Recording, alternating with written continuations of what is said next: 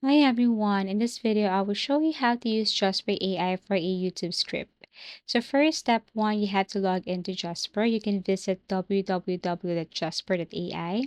Log in or start your free trial. Make sure your plan includes boss mode or creator mode for a long form content. Jasper AI is not for free. You need to avail one of their plans. So step 2, choose the right template or open a new document. So options, use video script hook and introduction for short scripts.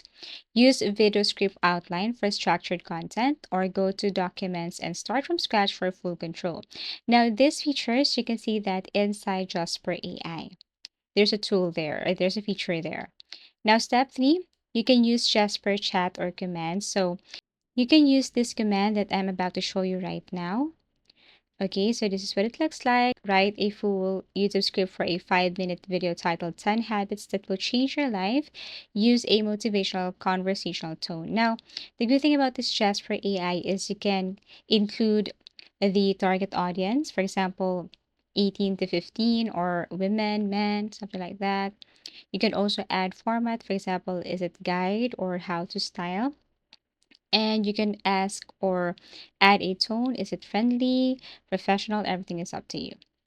Now, step 4, add structure to the script. So, YouTube scripts usually follow this format: hook, first 10 seconds, intro, mention channel and who you are, main content for number 3, bulleted or numbered, and then number 4, call to action. Step 5, customize and polish. So use Jasper's tool.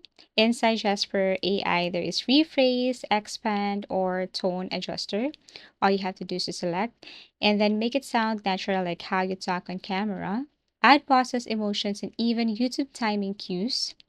Like, now let's talk about habit number 3, something like that. Step 6, export and format. Copy your script to Google Docs or teleprompter application.